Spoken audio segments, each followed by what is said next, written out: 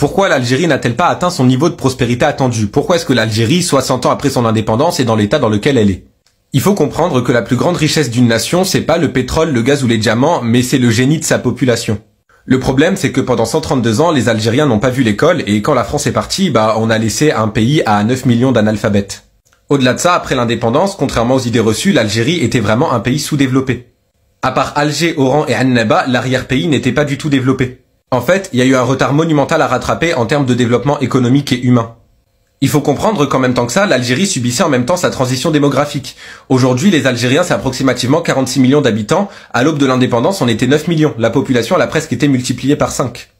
À l'époque, les ressources du pays, elles nous ont pas permis d'assumer toute cette nouvelle population et ça a d'ailleurs provoqué beaucoup d'instabilité. La misère de la fin des années 80 provoquée par la surpopulation en Algérie, ça a été l'une des causes de la décennie noire. Parce que oui, l'Algérie a aussi subi une guerre civile de 10 ans. Dans tout ça, il y a bien évidemment aussi eu des choix politiques, le fait que l'Algérie ait eu une économie trop fermée et qui par conséquent s'est mal développée. Maintenant, factuellement, quand on est face à ça, la majorité des défis qu'on a subis, la majorité des pays n'ont pas pu les surmonter. Que vous le vouliez ou non, aujourd'hui l'Algérie est un État souverain qui est stable avec une identité nationale forte. Les citoyens algériens ont parmi les meilleures conditions de vie sur le continent africain. Bien évidemment, je vous dis pas ça pour vous expliquer que l'Algérie c'est comme la Norvège. Mais il est bon de rappeler qu'on revient de très loin et qu'on a été confronté à des défis importants dans un laps de temps qui a été très court. Notre pays, on l'a pas construit sur la dette et on l'a pas construit sur le vol. L'Algérie n'a pas de dette extérieure et l'Algérie ne commet pas d'impérialisme vis-à-vis des autres pays.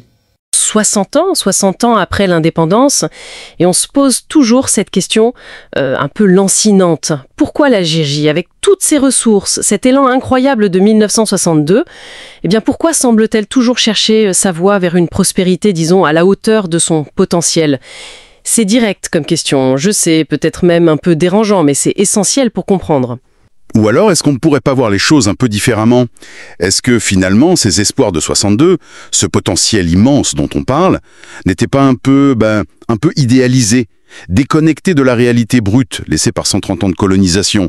On oublie souvent le point de départ, le poids de cette histoire. Ah oui, c'est un point crucial, le point de départ. 1962, ce n'est pas rien. La France s'en va et laisse un pays avec plus de 90% de la population adulte musulmane analphabète. Il faut imaginer ça. Et 9 millions de personnes. 9 millions, oui. Sans accès à l'écriture, à la lecture, après plus d'un siècle de présence française, où l'accès à l'éducation pour les Algériens était, structurellement très limité.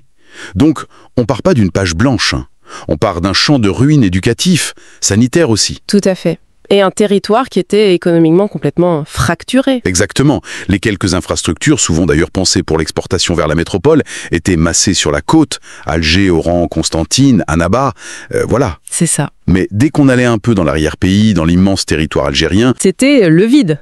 Ou presque. En termes d'équipements, de routes, d'hôpitaux... Le dénuement, oui. Donc la tâche pour les premiers dirigeants algériens, c'était herculien, quoi. Il fallait administrer, bien sûr, mais surtout construire.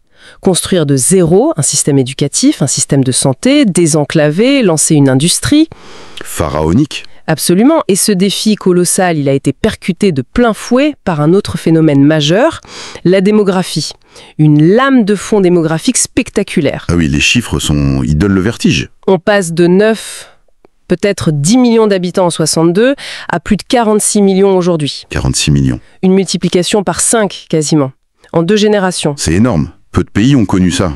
Et ça change toute l'équation économique et sociale, forcément. Mais les ressources, même si elles sont importantes, on pense aux hydrocarbures bien sûr, elles se retrouvent diluées. Mécaniquement, comment vous assurez l'éducation, la santé, l'emploi, le logement pour une population qui double, qui redouble aussi vite ? C'est une course contre la montre permanente. Exactement. Et une source structurelle de tension. Chômage des jeunes, urbanisation galopante, frustration. C'est peut-être là une des clés pour comprendre les crises qui ont suivi, non? Sans aucun doute. Cette démographie a été un amplificateur.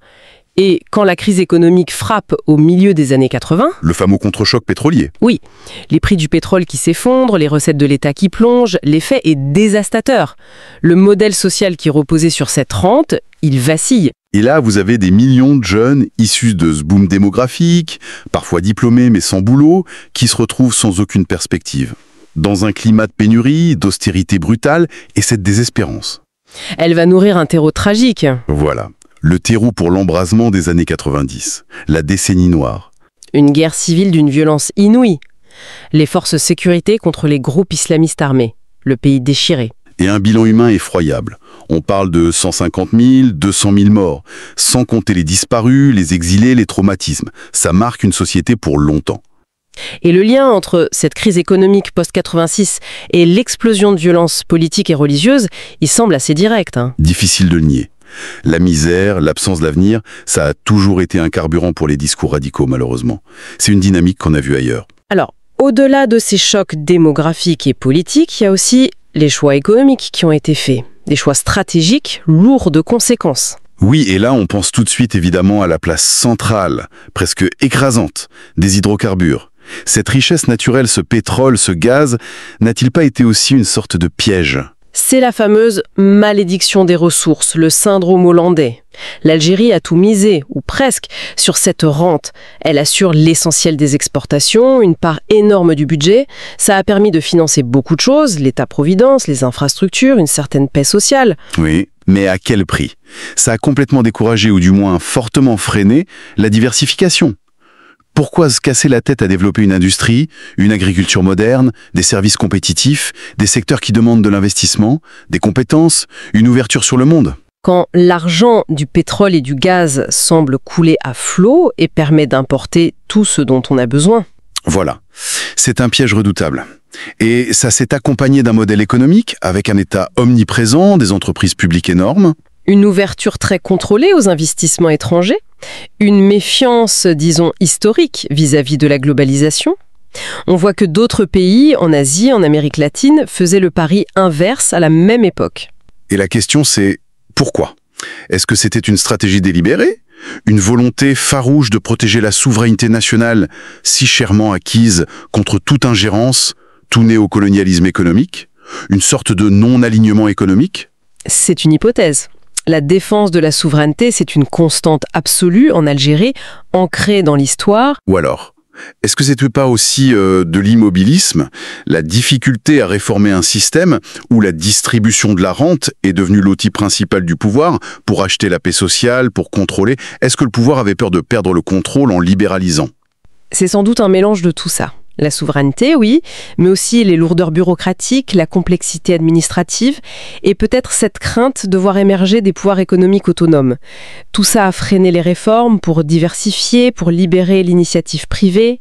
Et le résultat concret, on le voit, ce paradoxe d'un pays potentiellement très riche, mais dont l'économie peine à créer assez d'emplois en dehors de la sphère publique, une richesse qui n'irrigue pas assez, qui ne stimule pas l'innovation, l'export hors hydrocarbures. Une certaine inertie peut-être. Oui, quand on compare avec d'autres pays émergents qui sont partis de conditions parfois similaires, mais qui ont joué la carte de l'ouverture, de l'attraction des capitaux, du développement industriel, le contraste est là. L'Algérie a suivi une autre voie, avec des résultats économiques, disons, mitigé sur le plan de la diversification. Mais attention, il ne faut pas non plus tomber dans le tout noir, dans le défaitisme. Ce serait oublier une dimension essentielle, la résilience algérienne. Cette capacité à tenir bon face à des épreuves, d'une violence rare. C'est vrai, il faut le souligner. Malgré tout ça, le point de départ désastreux, la démographie folle, les crises, la décennie noire, les limites du modèle rentier, eh bien l'Algérie a tenu. Elle a préservé son intégrité, sa souveraineté. Elle a forgé une identité nationale forte. Ce n'est pas rien dans la région. L'État, malgré ses défauts, n'a pas disparu. Stabilité, souveraineté, oui, ce sont les mots officiels. Mais est-ce que cette stabilité n'est pas parfois une façade qui masque des frustrations profondes qui peuvent ressurgir ? On l'a vu avec le Hirak en 2019, ce soulèvement populaire immense et pacifique. C'est vrai, le Hirak a montré ses tensions. Et cette souveraineté si fièrement affichée, est-ce qu'elle n'est pas fragilisée par cette dépendance même aux hydrocarbures dont on parlait ?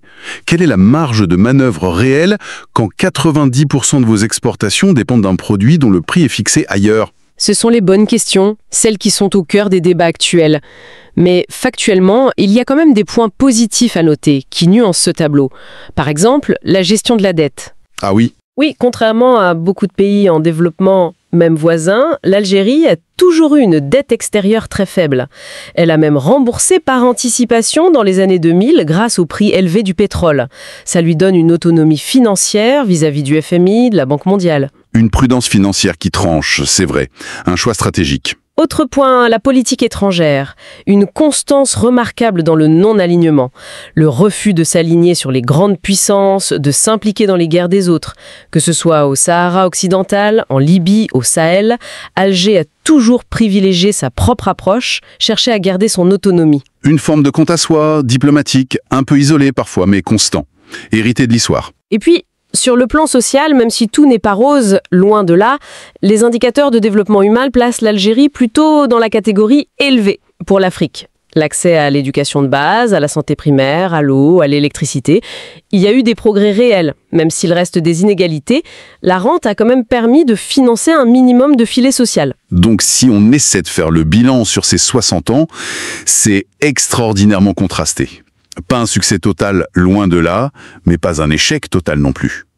C'est l'histoire complexe d'une nation jeune, née dans la douleur, qui a affronté des défis gigantesques en très peu de temps.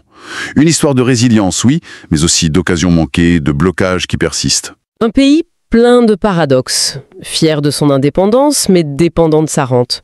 Une jeunesse nombreuse, de plus en plus formée, mais qui manque de perspective.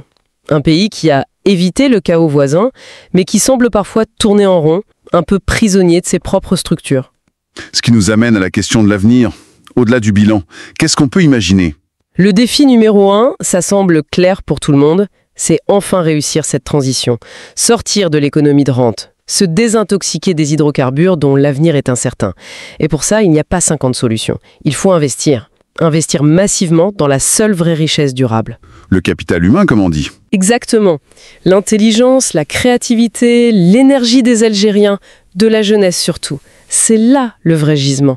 Ça passe par une refonte en profondeur du système éducatif pour l'adapter au monde d'aujourd'hui.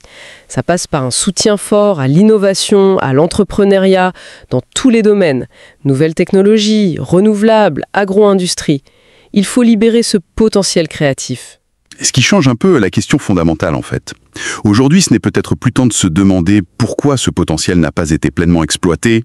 On connaît les raisons, historiques, structurelles, politiques, mais c'est plutôt de se demander quand et comment l'Algérie va vraiment prendre la décision stratégique de lever ses freins.